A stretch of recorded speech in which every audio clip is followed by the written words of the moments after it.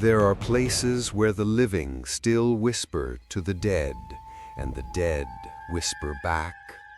Welcome to Whispers of Asia, a channel where old legends breathe through incense smoke, where forgotten rituals echo through temples lost to time, and where every shadow might be a memory that never died. Tonight we take you deep into a forest that doesn't appear on maps, to a village hidden behind mist and silence, a place where every meal is served with one extra bowl for someone who no longer breathes. This is not merely a ghost story. It is a devotion, a decay, a descent into sacred horror. In this village, the dead are still hungry, and those who forget to feed them are never seen again. This is the village that fed its dead, a forgotten funeral custom, a haunting tale of ancestral rites, ghost feasts, and the terrifying hunger that lingers long after death. Sit close, light a candle, and do not let your bowl remain full when the spirits arrive, because here, the final silence begins at the dinner table. Lin, a government surveyor, is sent to map a rarely documented highland region near the Vietnamese-Laotian border. What begins as routine cartography turns strange when her compass falters, and a forest path leads her to a road that isn't on any record, one that ends at a village she cannot find on any official map. The morning mist clung to the windshield like thin gauze, and Lin had to wipe it with her sleeve every few minutes. The GPS had stopped functioning 10 kilometers ago, and now even the sun seemed reluctant to rise over this part of the mountain. She pulled the truck to a stop. The sign was barely legible, wooden, worm-eaten, leaning awkwardly in a ditch overgrown with moss. It had no letters, just a single painted mark, a red circle with 3 short black strokes at the bottom, like teeth. She blinked. "Not on the map," she murmured, unfolding the regional survey chart. No roads diverged from Highway 15 in this stretch. No signs, no junctions, just dense forest, untouched by infrastructure or memory. And yet, here was a narrow dirt trail, framed with old trees on both sides, their trunks bowed inward as if hiding something deeper inside. She checked the fuel, half tank, enough for a detour. The engine gave a reluctant groan as she eased the truck forward, tires crunching over damp leaves and bone-dry twigs. The forest here was different, quieter, not the usual cacophony of insects and birdsong, just the sound of her own breath and the faint murmur of the trees shifting, like someone whispering far away. 10 minutes in, the forest opened up like a sigh, and the road beneath her wheels changed. It wasn't gravel anymore. It was stone. Carefully laid cobblestones, smoothed by time, some missing, others cracked. They shimmered slightly with dew, glowing faintly pale under the morning light. But there was something else about them. Each stone had been carved with a small spiral, not deep enough to trip the wheels, but visible, intentional. She stopped the vehicle. No one built roads like this anymore. No one built roads like this ever. Lin stepped out, boots sinking slightly into the damp earth at the edge. She knelt and ran a gloved finger along one of the spirals. It was too uniform to be erosion, too elegant to be accidental. Something sacred, or something old. She stood again and looked forward. The road curved ahead, swallowed by fog. The air had a strange scent now, wood smoke maybe, but also something floral and decaying, like wilted jasmine left too long at a grave. The farther she went, the more she noticed the forest pulling back. The trees widened their spacing, revealing small signs of human activity. Bundles of dried herbs tied with red string hung from branches. Stones stacked in threes beside the road. A bowl, cracked, with dried rice still inside it, resting neatly at the base of a tree. No trash, no footprints, just offerings. Lynn checked her phone. No signal, no time. The screen flickered and died. She checked her compass. The needle spun slowly, then stopped, pointing sideways. North had vanished. She sat back in the truck and stared forward. The mist was thickening. The forest had grown quiet again. And then, without warning, a crow called, loud, directly above. She looked up. There were no birds, but the sound echoed anyway. She was not alone. The road curved downward now, bending gently into the mountain's ribs. She drove slowly, headlights on, though the fog swallowed them whole. On either side, the forest receded completely, revealing terraced earth, fields long abandoned, now blooming wild with white fungi and creeping vines. And then she saw it, a wooden archway, simple, weathered, covered in moss. It marked the entrance to something, framed with wind chimes made of bones, delicate and sun-bleached, clicking softly in the still air. Beyond it, a village lay tucked into the hollow of the mountain. Old roofs, curved like sleeping oxen. Lanterns hung unlit. Smoke rose in silent spirals from every chimney, despite the time, midday by her watch, though the sky remained the color of ash. No power lines, no concrete, just timber and stone and silence. Lynn parked just outside the archway and stepped out. The chimes ceased as she passed beneath them. The air thickened, warmer now, scented with incense and broth. A small boy stood at the edge of the first house, barefoot, silent, eyes too old for his face. He didn't run, he didn't speak, just watched, and slowly nodded, as if she had finally arrived, not by chance, but by calling. As Lynn enters the village, she finds it eerily well kept and quiet, yet saturated with the smell of incense and boiling broth. The villagers welcome her with serene hospitality, but their attention seems always half diverted, offering food, prayers, and murmured greetings not only to her, but to unseen presences seated beside her.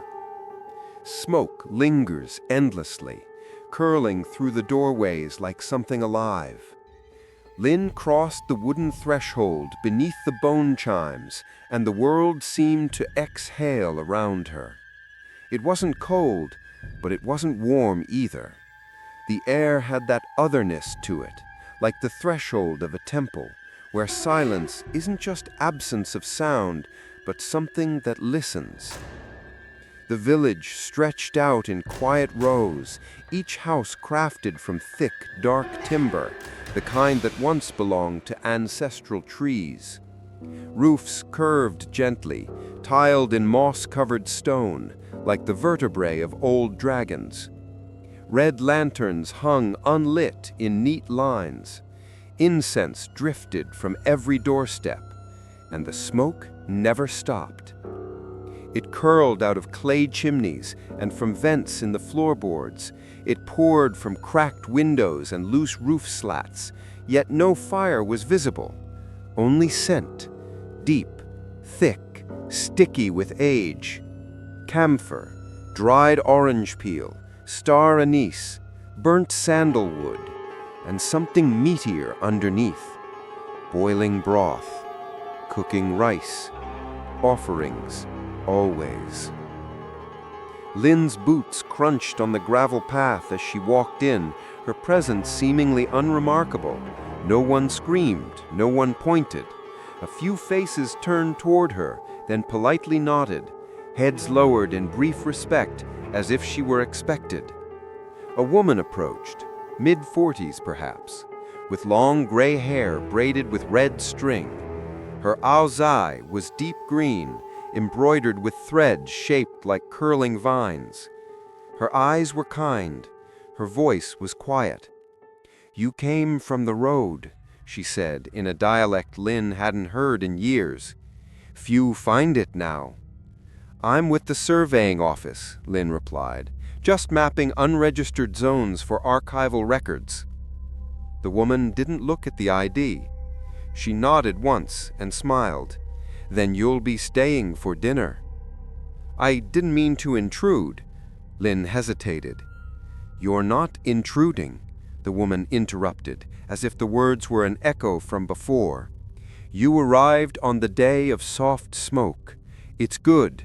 The kitchen is already preparing." "I didn't catch your name." "I am Merlai. I watch the guest house." Guest house. Lin blinked. And indeed, at the end of the path, near the edge of the stream, there stood a small house, wooden like the rest, but newer, clean, empty. The door was already open. Inside, a low table was set with a steaming kettle, a rolled mat, and a single chair. "I didn't request a place to stay," Lin said slowly.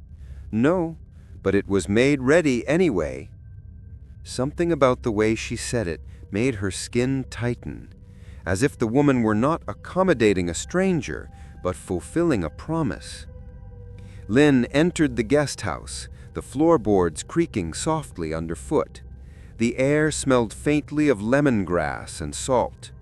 Outside the window, the stream moved without a sound, its surface still like lacquered wood. She sat at the table. The tea was already steeped, jasmine, bitter and dry. As she raised the cup, she caught a glimpse of movement. Across the room, a second cup, poured, full, resting gently on the other side of the table beside an empty chair. She hadn't touched it. She hadn't poured it. Yet there it was. And Merlai's voice drifted in from the door. "It is respectful to pour two, always." Lin rose slowly. "Is someone joining me?" "No, but someone is always with us." That evening, as twilight bruised the sky purple and gray, the bell rang. Not a temple bell, a smaller one, delicate, from the center of the village. It rang once, and every door opened in silence. Villagers stepped out in pairs or small groups, each carrying steaming pots, woven trays, bowls of rice, small cups of tea, tiny bundles of salt wrapped in paper. They walked without speaking, heading toward a wide central courtyard where stone pillars rose like teeth from the ground. There, long tables had already been arranged. Lin stood among them, notebook in hand, unsure whether she was meant to observe or participate. No one looked directly at her, but they made room. The food was laid out with ceremonial care, not haphazard but deliberate, bitter beside sweet, soft beside crisp. Each bowl, each plate, placed before a seat, and at each table setting there was always one chair left just slightly askew, not pulled in, not claimed, unoccupied, and yet never empty. As Lin watched, a man passed behind her and whispered something in a low voice. His eyes were downcast, hands clasped respectfully before him. It sounded like a greeting, but no one responded. The chair before him remained still, but the incense smoke curled toward it, as if drawn. One by one, the villagers began to eat, and beside them they left untouched portions, spoons balanced on rims, chopsticks aligned perfectly. Lin was offered a place at the furthest table, beside Marlai. She sat. A bowl was placed before her, steamed egg, pickled mustard, sticky rice in a banana leaf. Across from her, another bowl, a mirror of her own, steam still rising. Marlai did not eat yet. She turned her head slightly and muttered something Lin couldn't hear. A blessing? A prayer? A name? Then quietly she lifted her chopsticks and placed a piece of pork into the other bowl. Lin followed the motion. She didn't know why. It felt wrong not to. And the moment she did, the air around her seemed to cool, settle, approve. No birds sang, no dogs barked, only the gentle clinking of porcelain. And smoke, always smoke, drifting slowly upward as if rising from mouths that could no longer speak. By nightfall, the food was gone, all of it, even the untouched bowls, clean, dry, as if eaten. Lin said nothing, but she knew what she had seen. She knew what had not been there, and yet had been fed anyway. The morning after the ghostly feast, Lin joins the villagers for breakfast and notices each family continues to serve food to invisible guests. At one table, an elderly man talks softly to the seat beside him, as though comforting someone unseen. When Lin asks about the custom, the atmosphere shifts, and the village matriarch, Ba Mok, begins to chant an old verse that chills Lin to her core. The next morning came without light. The sky was the same soft gray as ash. No sun pierced through, no shadows marked the ground, just an endless pall of smoke rising from every house. The village moved quietly, the way mist moves, slowly, without edges, without sound. Lin awoke to the smell of soup. Broth simmered somewhere nearby, thick and herbal, with a faint scent of ginger and bone. When she stepped outside the guest house, she found the villagers already gathering again, each family sitting on woven mats in their courtyards, bowls arranged in neat circles, breakfast. Yet every circle had one space left open, a gap as precise as a missing tooth. A little boy smiled when he saw her watching. He gestured politely for her to come closer. His grandmother nodded approval. Lin hesitated, then crossed over. The family greeted her gently, offering her a small bowl of sticky rice and fish sauce. The old man at the head of the mat gestured toward the empty space beside him and whispered something too softly to hear. Then, after a pause, he turned to Lin. "You must eat, guest," he said. His voice was low and steady, like someone long accustomed to speaking in the presence of others who could not reply. Lin nodded, sitting opposite him. The villagers began their meal with quiet precision, lifting chopsticks, bowing their heads slightly, murmuring something between bites. Every so often, someone would set a small piece of food onto the empty plate at the center, or pour tea into a cup that no one would drink.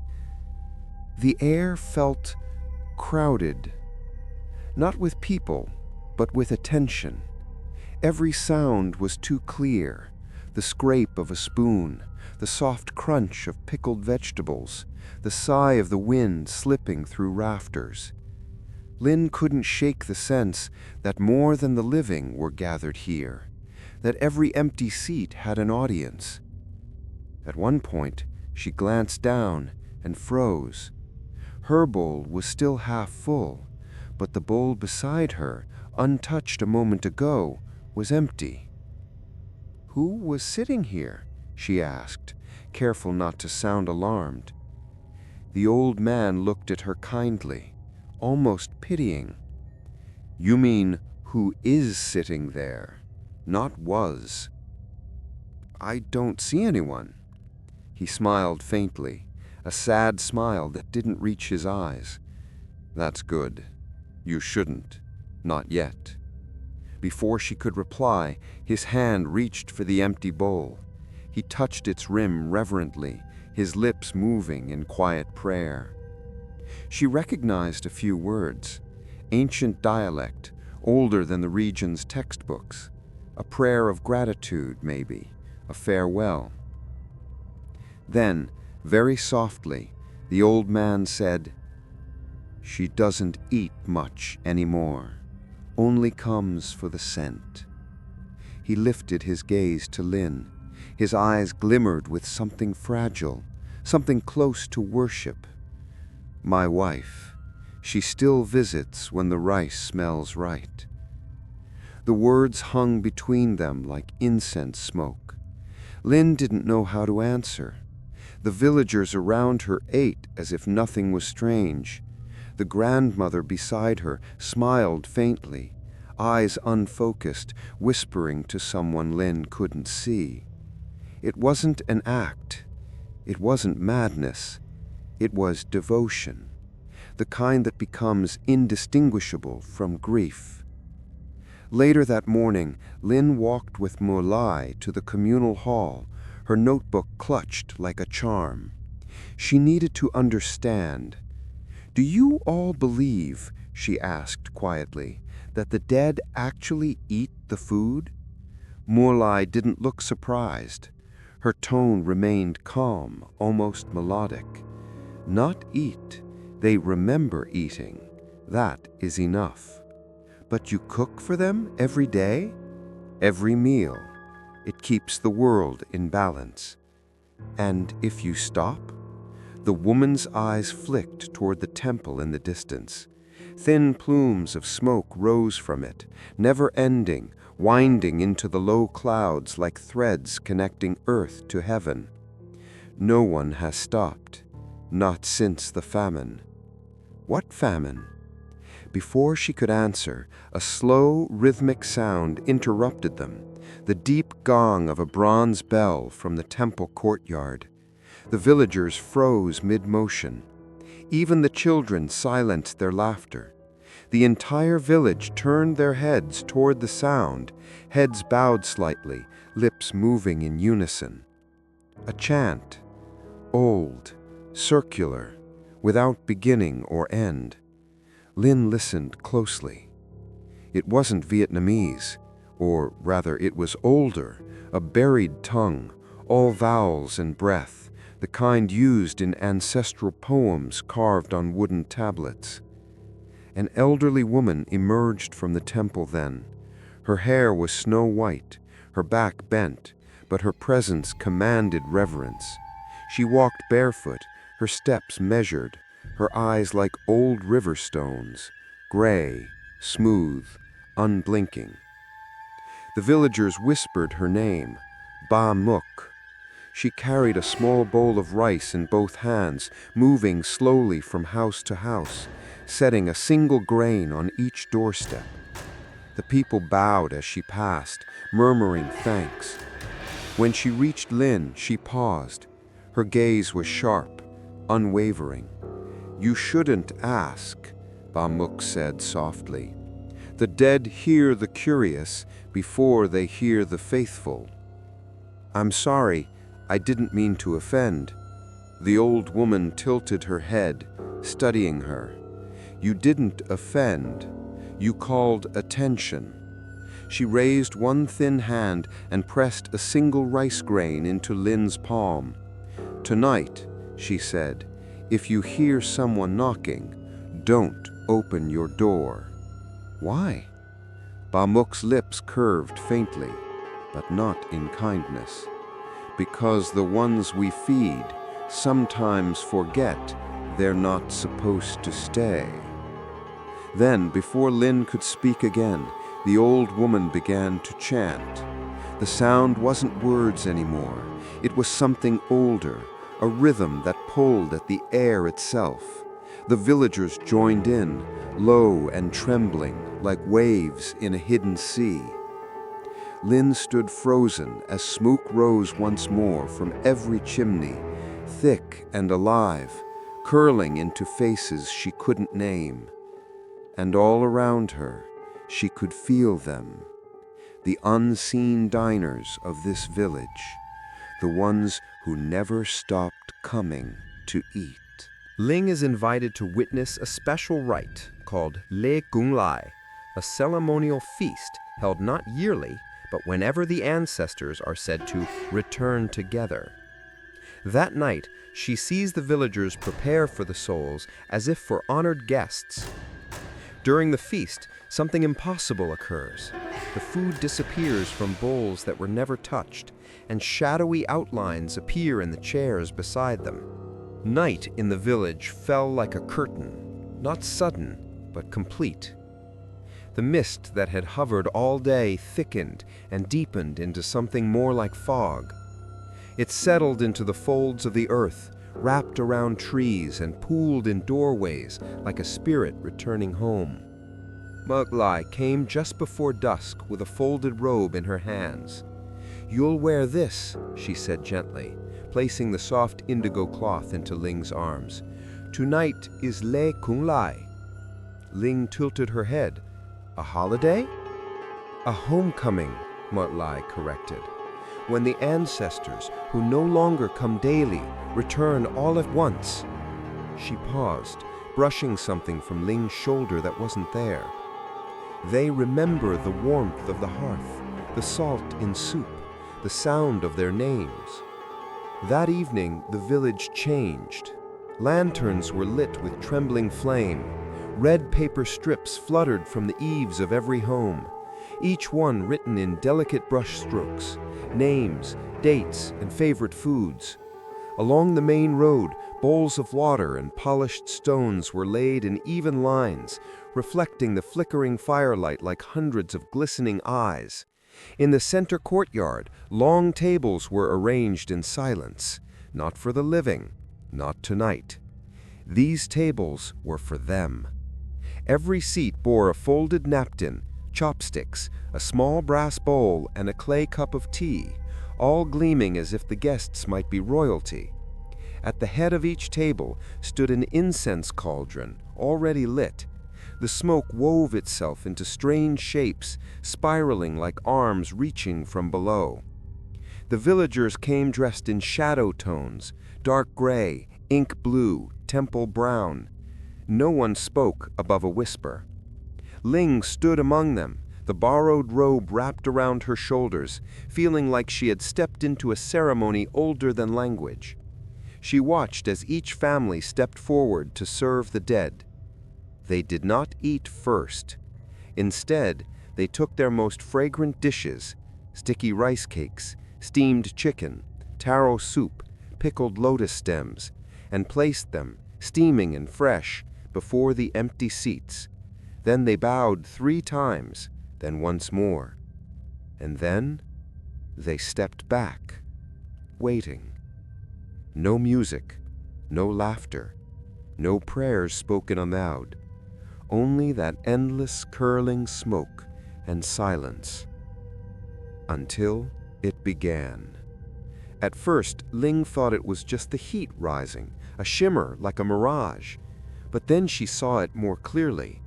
The bowls were changing. Steam stopped rising. Pieces of meat, once glistening, turned dull.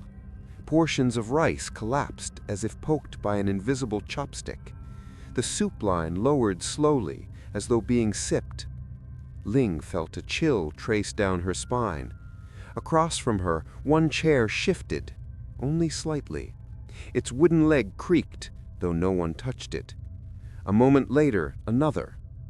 Around her, villagers stood with their heads bowed, eyes closed, as though in prayer, as though in the presence of something that had come a long, long way to join them. And Ling, watching, breath held, began to see it. Not clearly, not like the shape of a body, but outlines, dim, wavering impressions, like heat shadows, a bend in the air, a distortion seated in every chair. She tried not to blink. One of them tilted slightly, and its faceless shape turned as though looking directly at her. Her knees went weak. Mutlai touched her elbow. "Don't stare," she whispered. "You make them remember they've died." Ling swallowed hard. "But what are they?" Mutlai smiled, though it wasn't comforting. "Only what you love after it's gone." The smoke thickened. For a moment, Ling swore she heard a baby crying, far off, muffled, as if underwater. Then laughter, then a cough. All faint, all impossible. When she turned to look behind her, no one else seemed to hear. Then, a voice. Close. Right beside her. Just one word spoken in a rustle of wind and fire. Home. She whipped around. No one was there. And yet, the cup beside her chair was empty now. By the time the incense burned down to ash, the food on the tables had vanished. Not cleared, not thrown away. Gone. Bowls dry, plates spotless, chairs cold. One by one the villagers stepped forward again. They bowed in silence, retrieved the empty dishes, and lit bundles of yellow grass near the corners of the tables, a signal perhaps that the visit was over. And then together they began to hum. Not a song, a tone. Low, resonant. It filled the courtyard like smoke fills lungs. It pulsed through the floorboards, through the soles of Ling's feet, into the bone of her chest. It was not for the living. It was to guide the departed home. Only when the last note died away did the villagers finally move again, slowly returning to their homes. No one turned on lights. No one spoke above breath. Mutlai walked Ling back to the guest house. "They only stay for the food," she murmured. "The memory keeps them gentle." "And if the memory fades?" Ling asked. Mutlai didn't answer at first. She stopped by the door and touched the wooden frame, tracing a symbol with her thumb, a spiral, almost invisible, carved into the wood grain. "If they forget they are dead," she said quietly, "they get hungry in other ways." Then she smiled, soft and small. And hunger has no manners. Ling meets a mute girl named Hua, who seems deeply connected to the village's ancestral practices. The child leads her to an ancient banyan tree at the edge of the forest, where an altar is hidden beneath its roots. There, Ling discovers something strange, a child-sized grave, not filled with bones, but with polished bowls and worn chopsticks. And as Hua hums an eerie tune, the wind around them seems to listen. The next day was darker than the night before. Gray skies pressed low on the rooftops. The forest beyond the village looked swollen, the trees crouched together like they were holding something back. Ling woke to find the guest house unusually still. No smell of cooking, no movement on the path. Even the chimes outside had gone silent. But someone was waiting for her. A little girl stood just beyond the door, no older than 8 or 9. Her eyes were large and dark, set into a face as still as morning fog. Her hair was cropped short, and her tunic was too long, frayed at the hem. She didn't speak. She simply stared, then beckoned. Ling hesitated, but the girl's gaze was steady, not pleading, not playful, just expectant, like she knew Ling would follow, like she always followed. They walked past the village edge and onto a narrow trail that dipped toward the forest. Ferns brushed Ling's ankles. The path turned soft beneath her boots, damp with last night's mist. Birds watched from above, but did not sing. At last they reached it. A banyan tree, ancient and massive, its roots curled like knuckles around stones and secrets. Its trunk was twisted, hollowed at the center, dark as old smoke. Red ribbons had been tied to its limbs, each faded from time and weather, fluttering softly like forgotten prayers. Hua stepped forward and crouched beside one of the thick roots. There, half hidden by moss, was a small wooden altar, unadorned, cracked. Ling knelt beside her. Inside the hollow, offerings had been placed, but not incense or money. Instead, there were bowls, dozens of them. Clay, porcelain, metal, each one carefully scrubbed, stacked in neat rows, their rims worn smooth from touch. Nestled beside them were chopsticks, tied together in faded silk ribbons. Some were broken, some blackened by age. And underneath all of it was a child-sized grave. A mound no taller than Ling's knee, built from folded cloth and ash and stone. Ling's heart slowed. "Who is this for?" she asked softly. Hua didn't answer. Instead, the girl sat beside the mound and began to hum. A slow, circular tune, no words, just breath and melody. It was a lullaby, that much Ling could feel, and the grave listened. The air grew colder. The leaves above rustled though no wind stirred. Something about the tune pressed inward, not louder, but deeper, like it was sinking into the soil, awakening something long buried beneath. Ling looked again at the grave. No name, no marker. But as the song continued, she noticed something else. Small carvings along the edge of the wood framing the mound. Spirals, dozens of them, some incomplete, some overlapping, like fingerprints left behind by hands that no longer remembered what they were shaping. "Is this yours?" she asked the girl gently. "Someone you knew?" Hua didn't nod, didn't shake her head, just kept singing. And then she stopped. She stood slowly and pointed at Ling, then at the tree, then at her chest. It wasn't language, but it spoke. "You are marked. The tree sees you now. You have come too close." Ling felt something shift in her gut, a pressure. The ground beneath her seemed to tighten, like breath held just below the surface. She stood. The bowls inside the altar clinked softly, without being touched. The tree creaked, and Ling, feeling watched, not by the girl, but by the soil itself, took a step back. Hua turned and began to walk away, her bare feet silent on the path. Ling followed, but before she did, she reached into the hollow and touched one of the bowls. It was warm, too warm. She pulled her hand away, and beneath it, a tiny puff of steam rose. The bowl had been fed. She left the altar without another word, and behind her the tree whispered, a sound like bones stirring in deep earth, soothed only by the echo of a child's song. Back in her guest house, Ling begins to suspect that the structure was prepared for more than hospitality.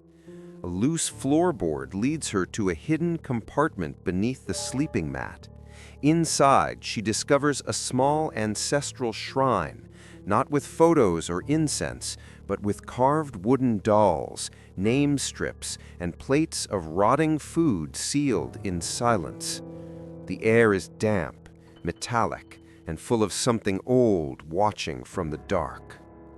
That night, sleep did not come easily. Ling lay stiffly beneath the cotton quilt, listening to the village breathe around her. Slow, rhythmic, a pattern of footsteps and floorboards creaking in faraway rooms.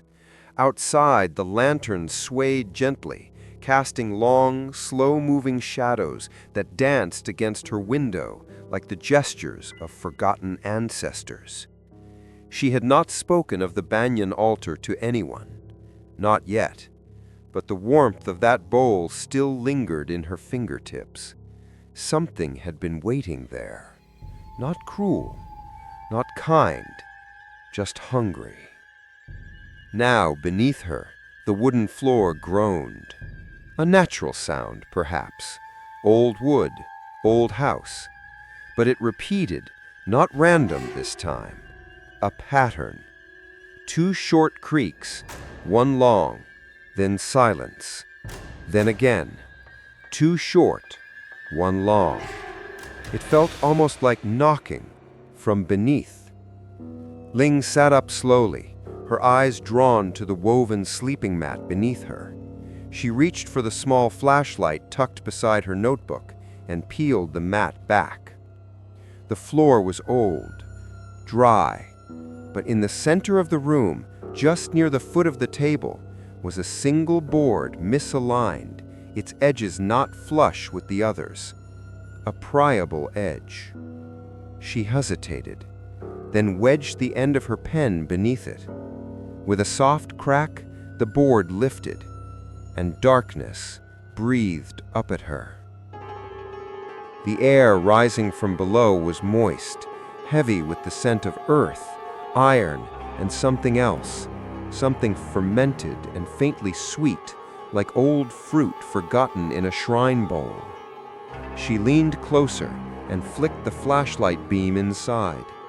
A space no larger than a child's coffin stretched beneath the floor, and inside was a shrine.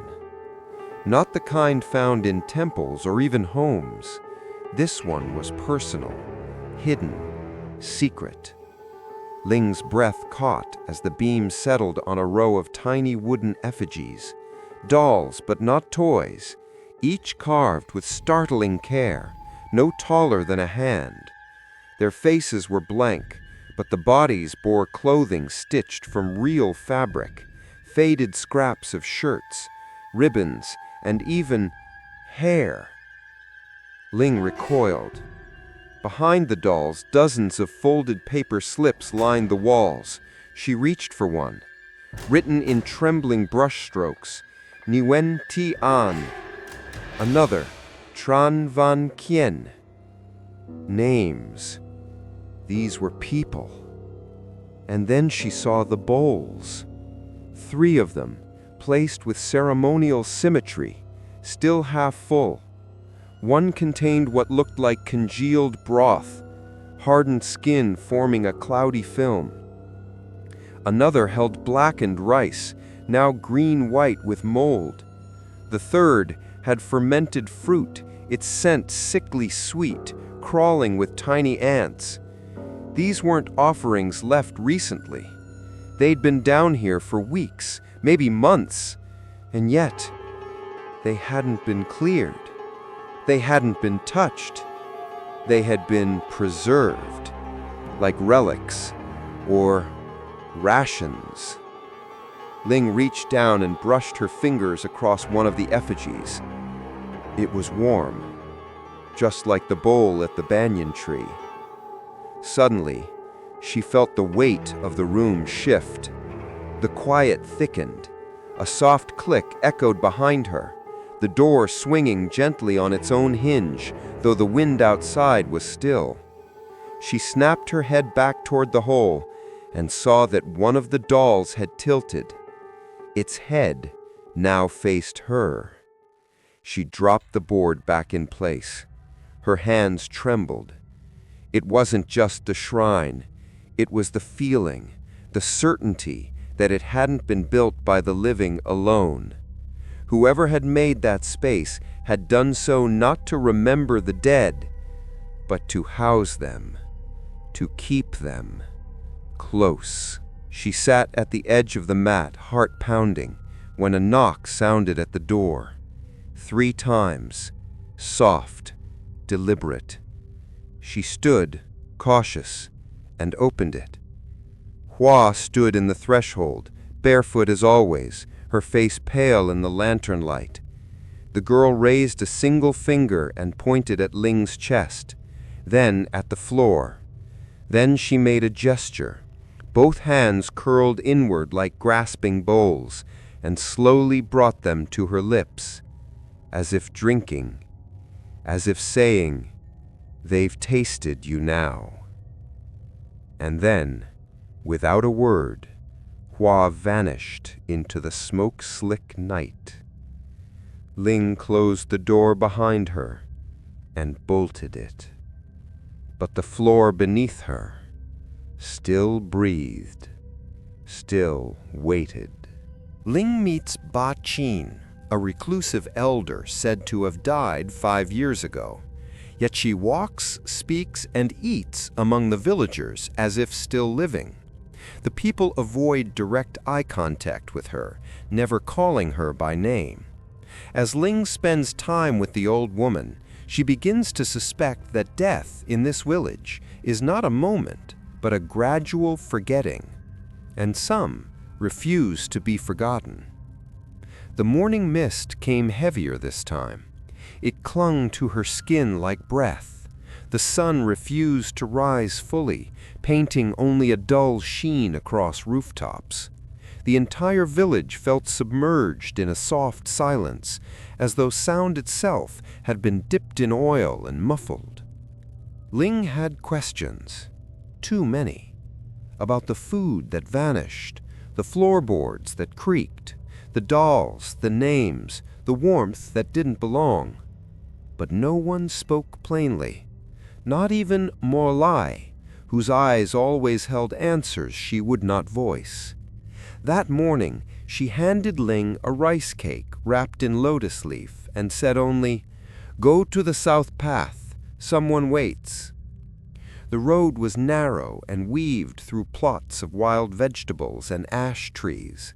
A small shrine marked the curve in the trail, 3 incense sticks freshly lit, though no one was near.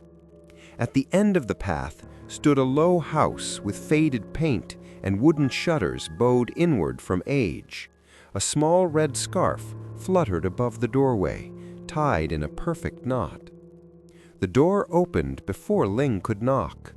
A woman stepped into view. She moved slowly, with the heaviness of time, shoulders sloped, hair silver and coiled like mist, hands veined and gentle. Her eyes were sharp, though dim with something distant, something unmoored. "Come," she said, as if she already knew Ling. "You're Ba Qin?" The woman nodded once, but did not smile. Ling stepped inside. The room smelled like old camphor chests and boiled ginger. A kettle hissed on a clay stove. 2 cups had already been poured. Ling sat across from her at a low table. "You live here alone?" she asked gently. "I was given this house after my funeral." Ling blinked. "I heard you passed away 5 years ago." "I did." She said it like someone stating the weather. Ling waited, expecting clarification. None came. The woman sipped her tea. Her lips trembled faintly, not from age, but from remembering something too clearly. "They mourned me. They laid me in cloth and filled my mouth with rice. They called my name backwards. They burned my hair with sandalwood. They opened the door for my soul to leave." She paused. "But I never left." Ling leaned forward. "Why?" The woman looked past her toward the window where fog pressed against the glass. "I stayed because they kept feeding me." Outside, a crow called once, a lonely sound that echoed too long. Ling struggled to keep her voice calm. "You mean symbolically?" Ba Qin shook her head slowly. "No, I mean they never stopped. Every 3rd night they left food by my door, warm, covered, with my name whispered into the steam." She tapped her chest with one trembling finger. So I kept waking up, kept walking, kept chewing, even after the rice grew tasteless. Ling stared, unsure whether to be afraid or to grieve. And the villagers? They don't look at me directly anymore. They don't say my name, not aloud. That would call me back too strongly. Then why let you stay? The old woman's eyes gleamed. Because they fear what happens when you leave hungry. The tea had gone cold in Ling's hands. She hadn't drunk a drop. Ba Qin rose suddenly with surprising ease and crossed to a corner cabinet. She opened it carefully and withdrew a wooden bowl wrapped in red cloth. "Here," she said, offering it to Ling. "Touch it." Ling hesitated. "Please," the woman added, "you'll understand." Ling reached forward and placed her hand against the bowl. It was warm, but not with retained heat. It pulsed, soft, faint, like a heartbeat. She yanked her hand back. Ba Qin nodded slowly. "That bowl is mine. I eat from it every lei kung lai, and as long as it is full, I remain." Lin couldn't speak, couldn't breathe for a moment. "But there are rules," she whispered. Her tone changed, lower, closer to breath than voice. "If they forget, if they stop setting the plate, if no one speaks my name even in silence, then the hunger turns inward, and something else will eat for me." Outside, wind swept through the ash trees. Leaves shivered but did not fall. Ling stood, her legs stiff. "Why are you telling me this?" The old woman smiled faintly, not cruelly, not kindly. "You're new. The village is looking at you, deciding what you are, whether to welcome you or feed you." Ling backed toward the door. Ba Qin did not follow. "You should leave," she said softly, "before they forget you were ever living." Ling stepped outside and shut the door behind her. But as she turned down the path, she glanced back, and for one terrible moment, she saw the window reflect not an old woman seated at a table, but a bowl floating above an empty chair, steam rising, alone, waiting. On the eve of the lunar dark moon, Lin is invited to witness a midnight rite where villagers seek answers from their ancestors. Around a fire pit, the people chant questions into the smoke and receive whispered answers in return. As Lin secretly records the ritual, her device captures voices she cannot explain, and one voice that speaks her name. The moon did not rise that night. It was the new moon, the dark night, as the villagers called it, a time when the veil between breath and ash thins, and the ancestors drift closer, drawn not by grief, but by memory and need.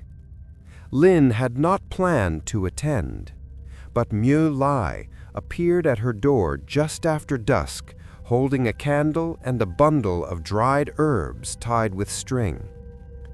"They're gathering," she said, her voice quieter than usual. "If you wish to hear what the dead remember, come."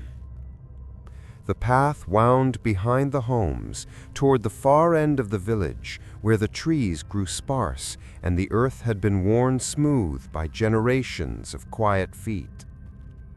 In a circular clearing, surrounded by polished stone markers, a great fire pit had been dug into the ground. It was not a bonfire, not a celebration. It was a summoning. As Lin stepped into the circle, she noticed that no one wore color. All robes were dyed in soot gray or funeral white. Children stood beside elders, silent.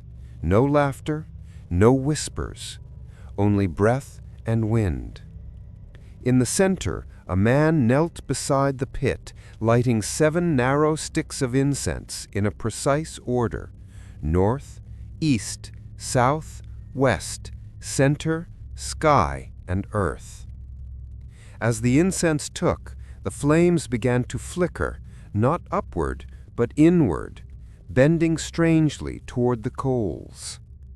Miao Lai handed Lin a clotted cloth. Inside was a long strip of rice paper and a black writing brush. Write one question, only one. The dead answer clearly, only when asked clearly. Lin hesitated. She crouched near the edge of the circle and scribbled a single line. Why do they keep feeding you? She folded the paper into a triangle and placed it into a shallow clay bowl, as the others did. A boy no older than 10 collected the bowls in silence and placed them around the fire pit, forming a wide ring. Then the chanting began. Low, wordless at first, a murmur in the throat, like the hush of leaves in windless air. Then syllables formed, ancient, guttural, a dialect that had not passed through textbooks or temples in centuries. Lin sat frozen. The air around her pulsed, warmer near the fire, yet heavy, as if something large had entered the clearing without footsteps. The flames bent inward again, and then the voices came. They didn't rise from the people, they rose from the smoke. Whispers, clear and layered, not from any mouth, but from within the coals themselves. Answers. One by one, soft voices began to speak, not loudly, but with eerie intimacy. The tree roots are hollow, burn only when the sky is wet. He still walks by the river. Stop leaving oranges. You have forgotten the 4th bowl. We are not full. Lin's body went cold. No one reacted with surprise.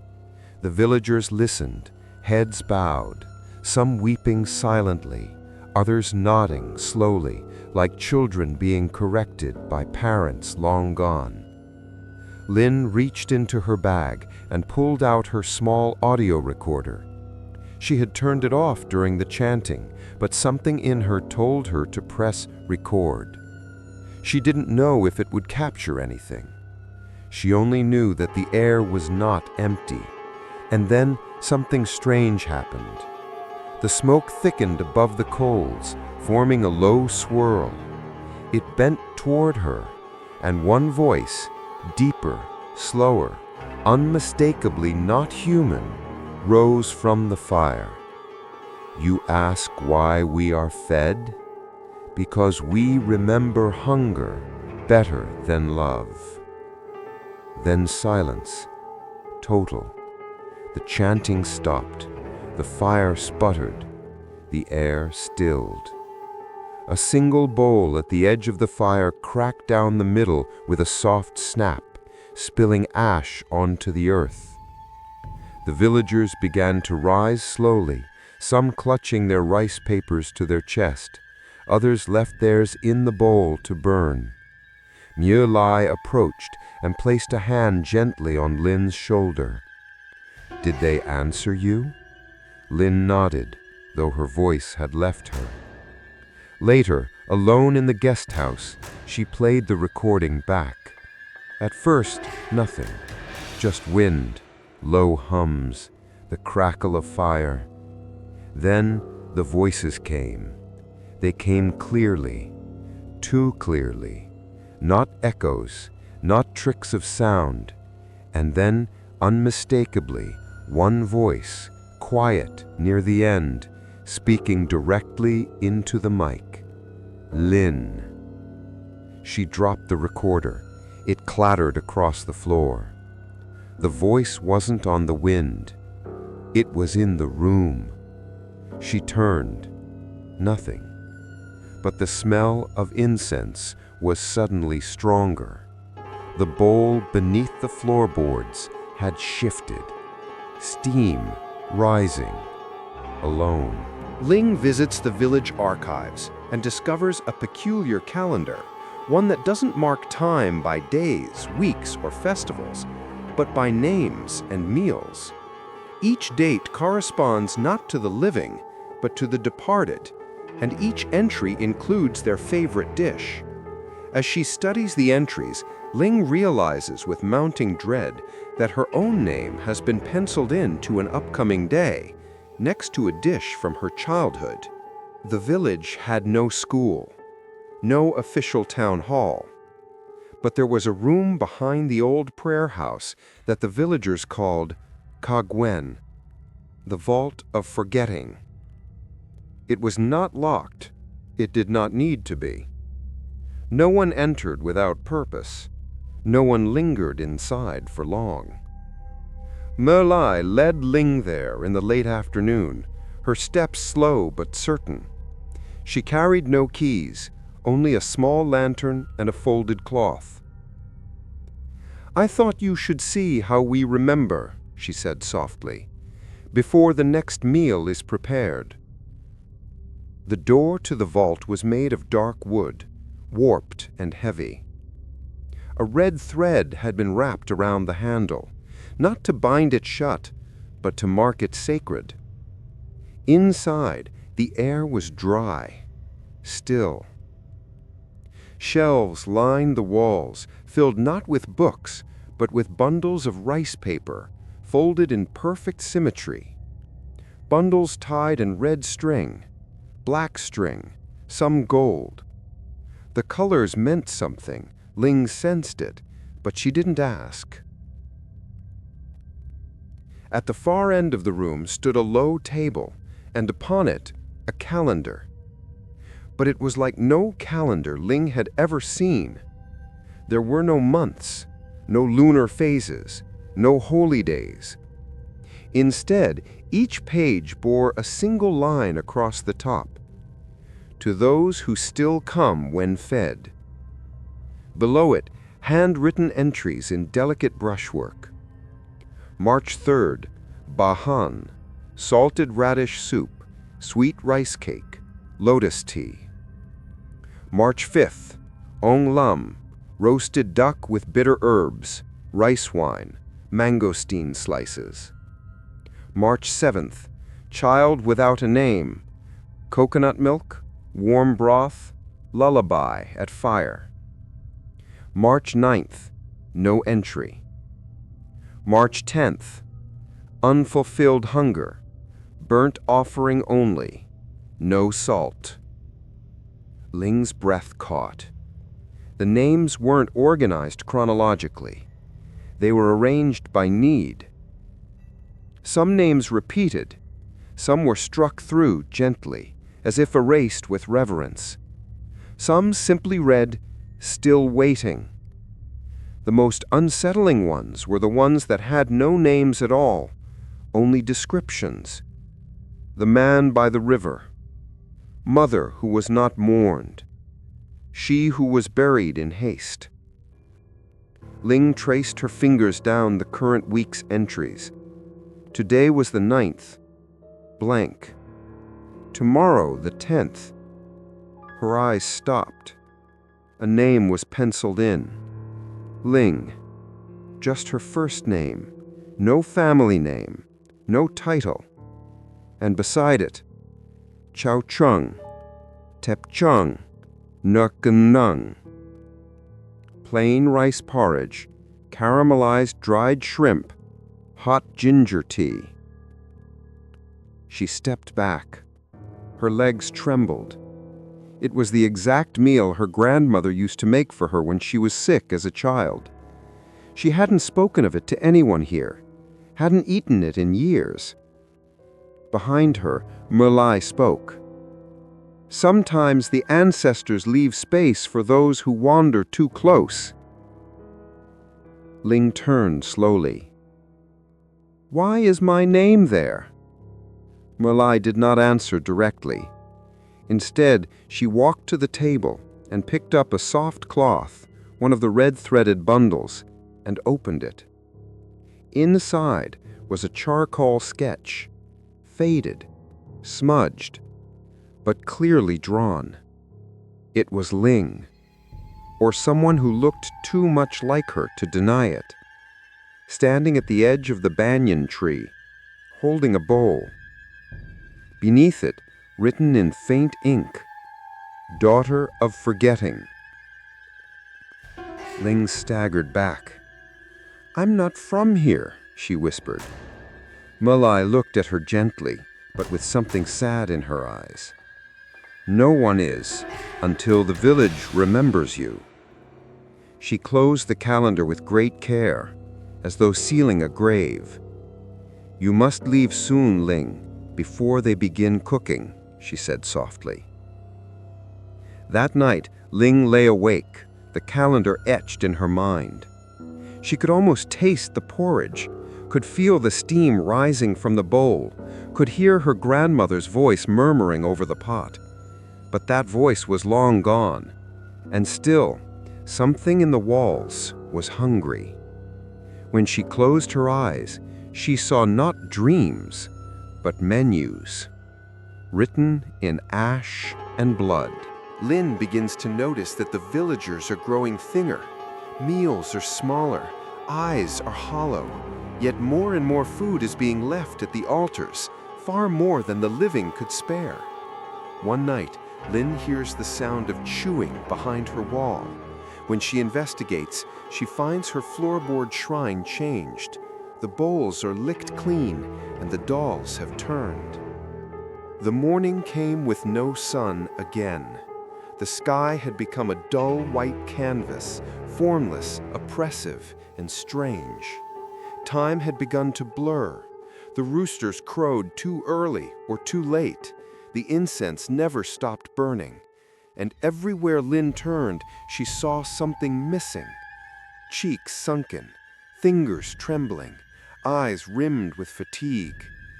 The villagers were still kind, still gracious, but smaller now. Not in height, not in presence, in weight. Their meals were fewer. The breakfast circles held thinner portions. The fish was cut into finer pieces. The rice was watered down. But the offerings? They had grown. Lin saw it first during her walk near the stream, a small shrine she hadn't noticed before, wedged between two stones. 3 bowls sat before it, each piled high, too high. Fruits, grilled meat, a still steaming stew that smelled of taro and chicken fat. Not a fly in sight. Not a single animal dared touch it. Later that day, while helping Mo Lai sweep the community courtyard, Lin asked gently, "Why so much food now?"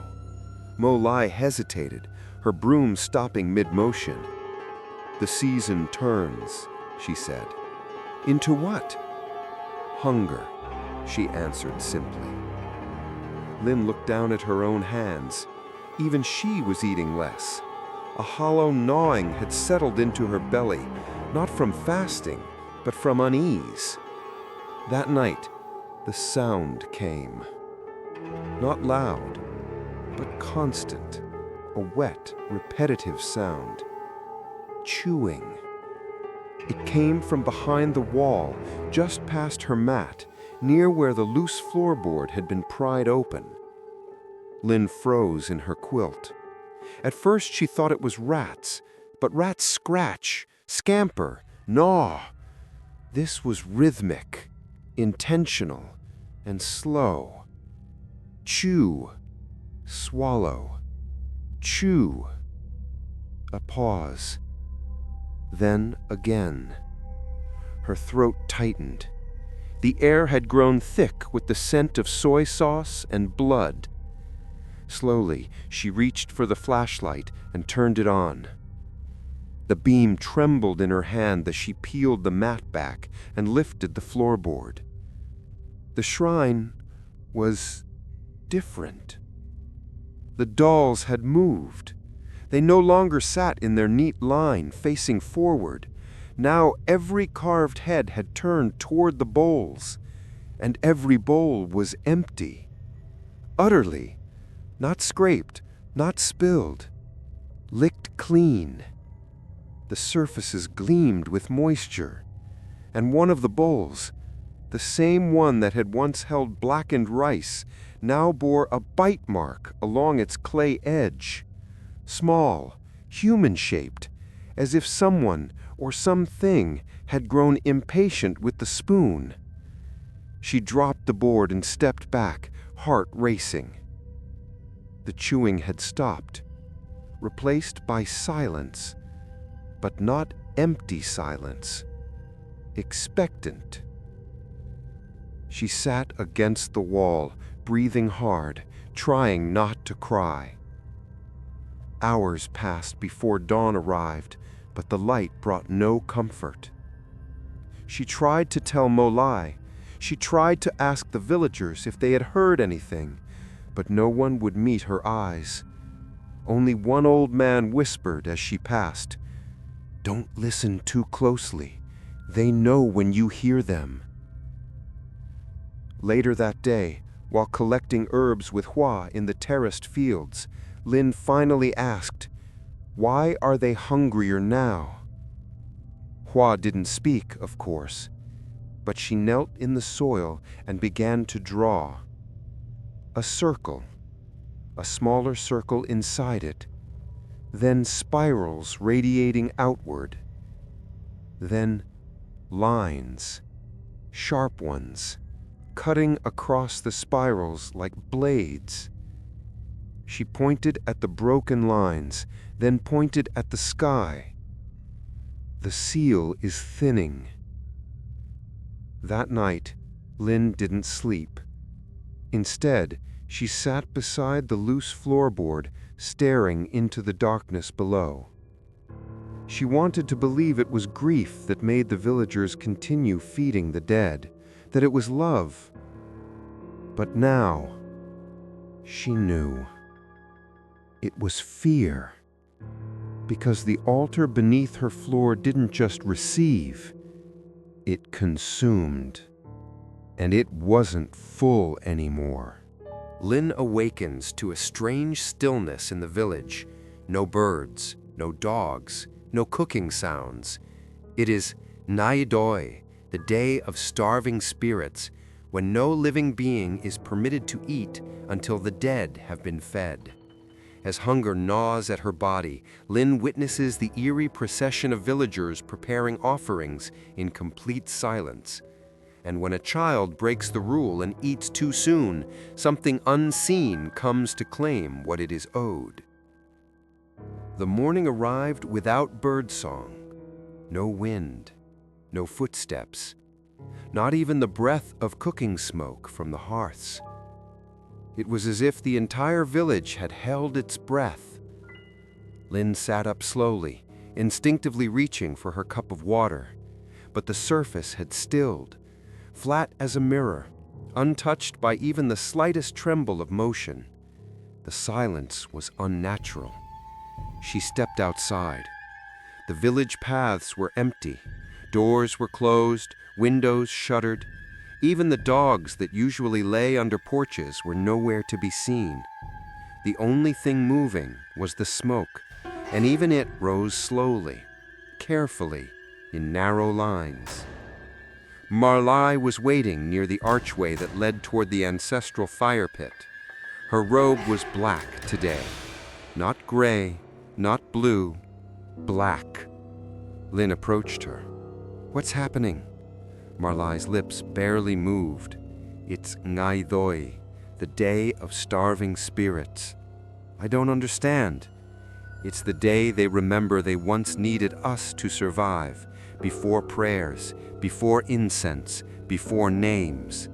She looked at Lin, her eyes dark. "Today, we do not eat until they are full." Lin's stomach growled softly. She hadn't eaten since a meager supper the night before, just thin broth and 2 spoonfuls of rice. It wasn't enough. Marlai handed her a long strand of red string and a bundle of bamboo slips. Hang these on every post. It tells them we remember. It calms them. And if we don't, Marlai looked away, they'll knock.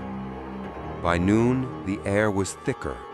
Lin helped hang the bamboo slips, each inscribed with names.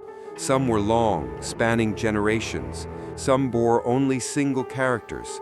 Some had no writing at all, just spirals. The village remained mute. Not one person chewed, not one person drank. Even the children walked slowly, clutching their bellies, eyes hollow. She saw them setting up a long table at the center of the courtyard, this time not with plates, but with basins. Huge, wide, shallow bowls filled with rice, tea, broth, and blood soup.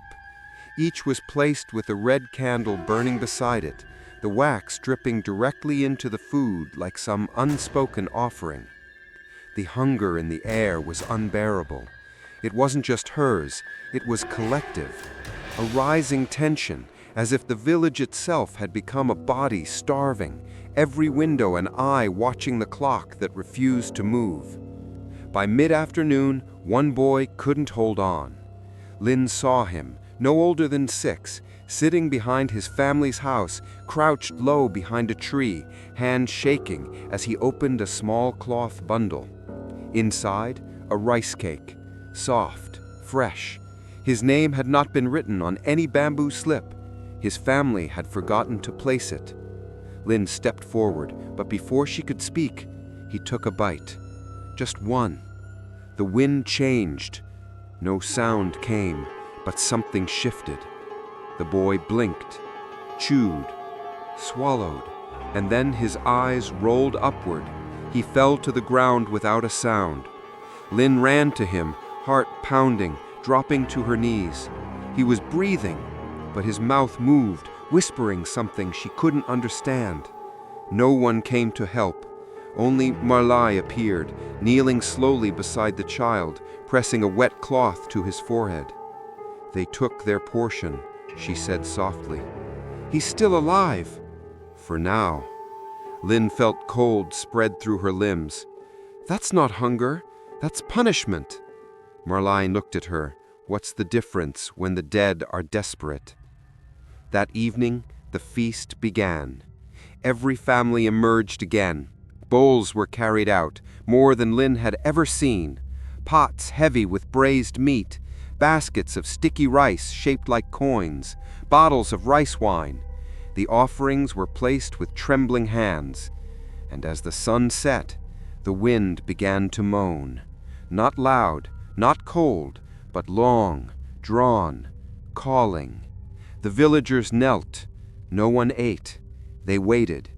And slowly, the bowls emptied. Not by hand, not by touch, but by presence. Steam faded, meat vanished, and a hush fell over the entire village. Not from fear, but from relief. The ancestors had eaten. Lin sat still as a stone. She didn't bow, she didn't speak. She only stared at the final bowl, the one at the edge of the altar, where her name had been written that morning in a pale, trembling hand. The food was gone. The bowl was warm, and she had never taken a bite. After the day of starving spirits, Lin secretly examines the offerings that remain. In one bowl, she finds something terrible, a small human tooth hidden beneath the rice. Hua appears and silently explains through gestures that it belonged to someone who never left. As Lin investigates deeper, she realizes that the villagers are not just feeding the dead, they're binding them. The air after Nlai Doi was different.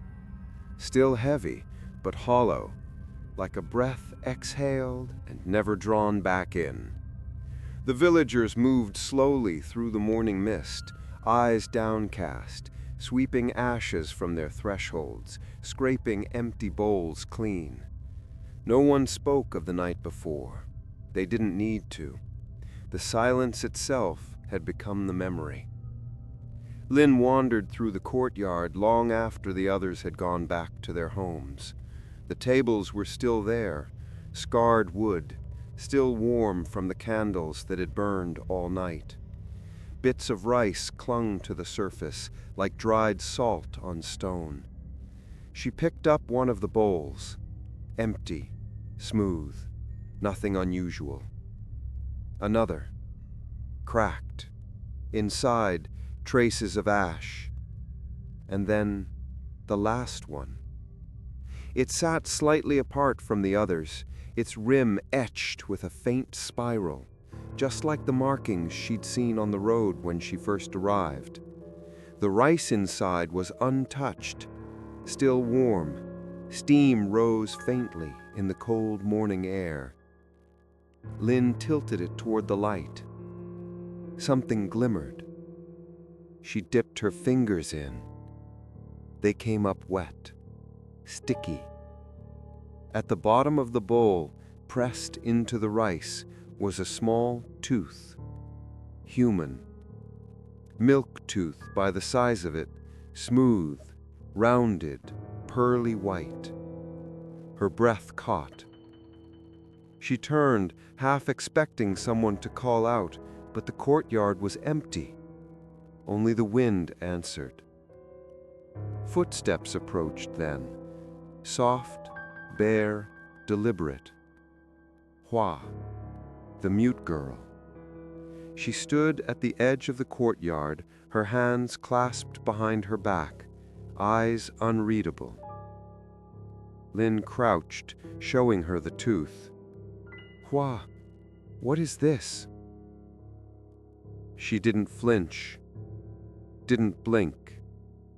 Instead, she knelt beside Lynn and touched the tooth with one small finger.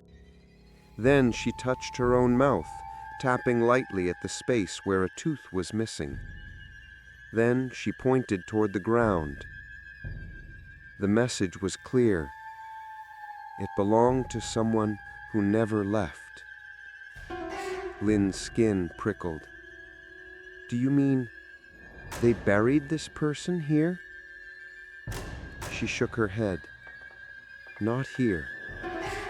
She pointed toward the direction of Lynn's guest house, and her expression, calm, gentle, yet impossibly sad, said the rest.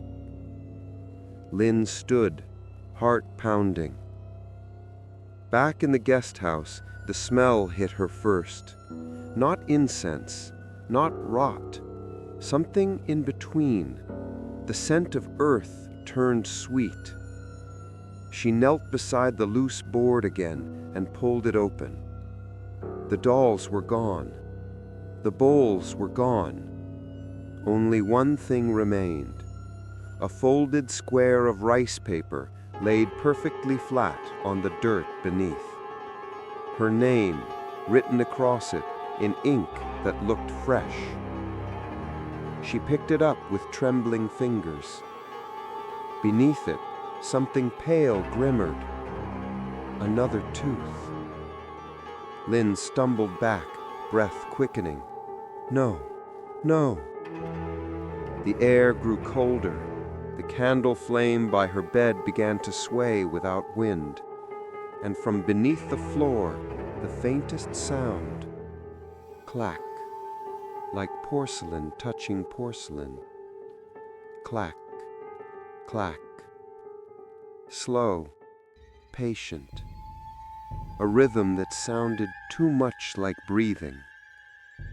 Lynn replaced the board, her fingers shaking. She ran outside. Melai was at the well, drawing water. She turned, as calm as always, as Lynn approached. They're using bones. There was a tooth in one of the bowls. Someone's tooth. Marlai didn't seem surprised. They mix what remains of the remembered. It keeps the connection pure. That's not connection, that's desecration. The older woman sighed, lowering the bucket slowly into the dark water. You think we want this? You think we chose to keep feeding them?" Her voice trembled now, not with fear, but exhaustion. "If we stop, the dead forget who they were, and when they forget, they hunger for us instead." Lynn stepped back, horrified. "Then you're feeding them pieces of yourselves." "Only what they ask for," Melai whispered. Her hands shook as she lifted the bucket from the well. "I've already given them 3 teeth. My husband gave a finger. The elders give their sleep." Lynn could barely speak. "Why doesn't anyone leave this place?" Melai looked up at her. "Because when you leave hungry mouths behind, they follow." That night, Lynn couldn't eat, couldn't drink. Every creak of the house made her flinch. Every rustle of wind sounded like breath under the floorboards. She sat awake until dawn, clutching the small recorder in her hand, whispering to herself, "I will leave tomorrow. I will leave." But when morning came and the mist parted just enough for her to see the road, it was gone. The forest had swallowed it. Only spirals of disturbed soil remained, like a giant had pressed its fingers into the earth. And somewhere beneath her feet, she heard the faint, wet sound of chewing begin again. Lynn tries to escape the village, but the road has vanished, and her presence is no longer acknowledged by the villagers. Desperate, she checks the calendar in the archive once more and sees her name inked clearly, marked for today. A feast is prepared in her honor, but no one allows her to eat. Her bowl remains untouched, and the place where she once slept now holds a doll carved in her likeness. Lynn rose before the sun. The fog outside was so thick it looked like stone pressing against the glass. She packed quickly, journal, recorder, spare clothes, and stepped out into the hush of morning. She would leave. She would follow the stream until it broke away from the village. She would find the road again, even if it meant clawing through the forest by hand. But when she reached the path beyond the gate, it wasn't there. Where the dirt trail once curled downhill toward the forest's edge, there was now only wild earth, untouched, root-choked, dense with bramble. The spiral stones were gone. The trees had grown closer together, as if they had never moved aside at all. Lynn turned, breath-catching. The village behind her looked the same, but the sky felt closer, and the silence was deeper. When she returned to the center of the village, no one spoke to her. They moved past as though she were not there, eyes clouded, footsteps heavy. She called Malai's name.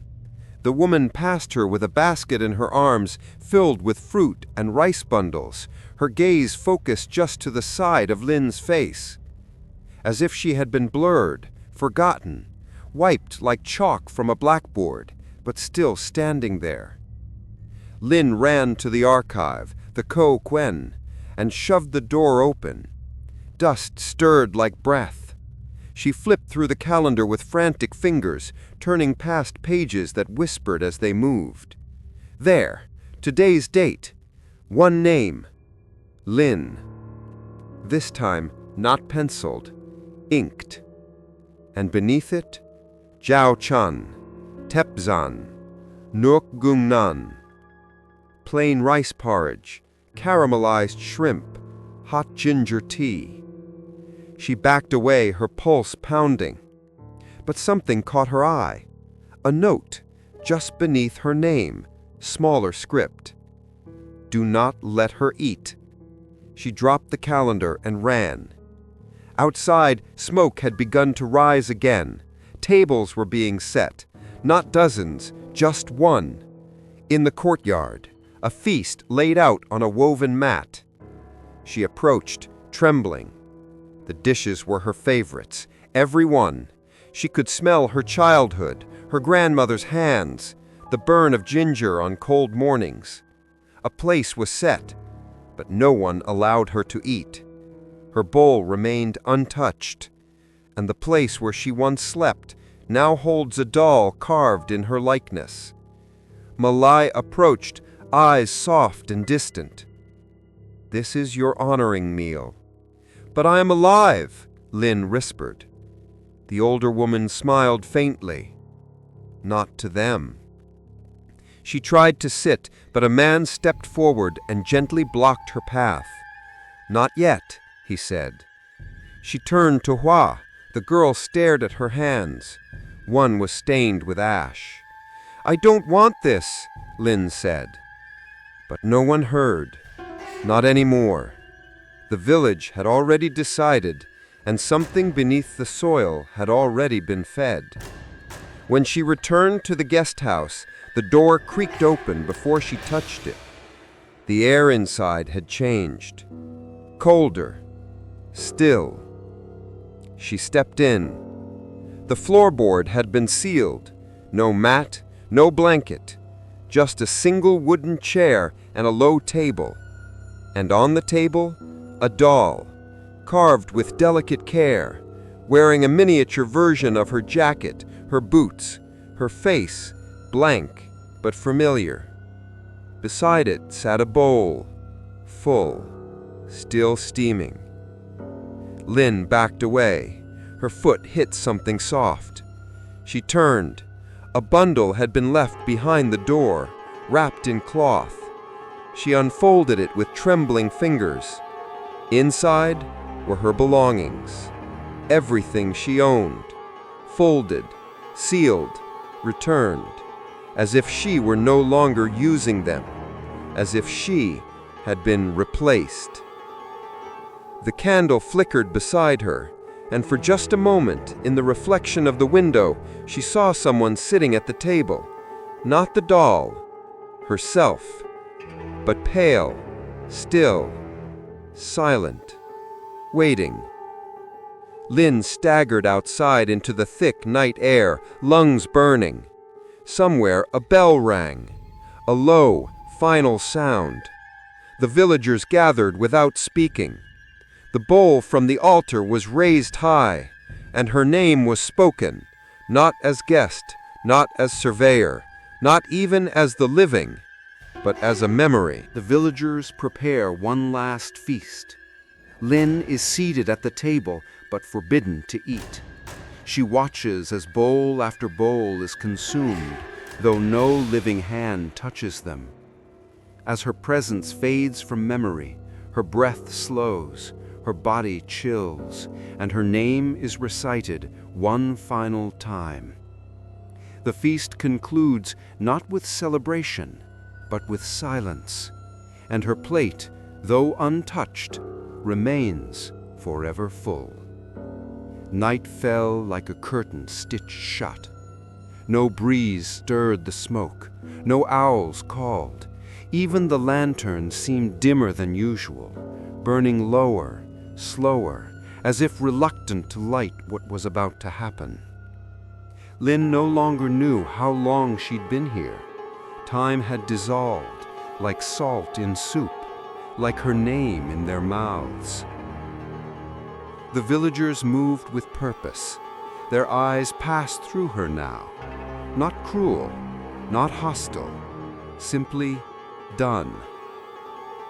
She was no longer a guest, no longer a stranger. She had been absorbed. That night they set a single table in the village square. It was long, wide, and carved with the spirals she now knew were not decoration, but binding marks, a pattern of remembrance, of tethering, of keeping close what should be gone. Each villager brought something. No dishes were repeated, no flavors forgotten. Bowls of glutinous rice dyed purple with butterfly pea flowers, bitter melons stuffed with minced pork, black eggs boiled in tea, a dish of salted plums soaked in rice wine. They placed them before her, one by one, in silence. Lin was led forward, not by force, not by words, simply by the rhythm of the ritual. Her feet moved, her hands did not resist. They seated her at the head of the table, directly beneath the old incense pole that had never burned out. Before her, a single bowl, empty. Then Morlai stepped forward. She knelt and lit the final candle. In her hand, a paper slip. She unfolded it carefully and read aloud, her voice low but steady. Lin, daughter of forgetting, name once written in wind, now carved into stone. She who came when the path opened, she who stayed when the door should have closed. A soft chime rang from nowhere, and the villagers one by one began to eat, but not from her bowl, never hers. The others filled their mouths with silent reverence, and beside them, as before, the empty chairs shifted. Steam vanished, plates lightened, the dead were dining, but Lin sat still. The hunger in her gut was gone, replaced with cold, a deep internal chill that wrapped around her spine and whispered in her ears, "You have been remembered. Now you will be kept." Her limbs felt distant. Her fingers rested beside the untouched chopsticks. No one met her eyes, and slowly she began to understand. This was not a punishment. It was a place, a space between, not the living, not the dead, the ones who never left. She turned slightly and saw the space beside her shift. An empty chair moved closer. A shadow seated itself, its outline forming only when she looked away. They were here for her, not to haunt, to join, to welcome. The fire at the edge of the square flared once and then began to dim. The final bowl was lifted, not by hands, by presence. Her breath slowed, her vision blurred, and somewhere beneath her ribs something sighed, as if letting go, as if being fed. The villagers stood and began to clean, but no one touched her bowl. It sat, untouched, full, waiting. Because hers was not a meal to be shared. Hers was the final offering, a promise that the dead would never go hungry again. The village that fed its dead no longer waited for outsiders to find it. Now it remembered, and in its memory she would remain, forever seated, forever silent, forever served.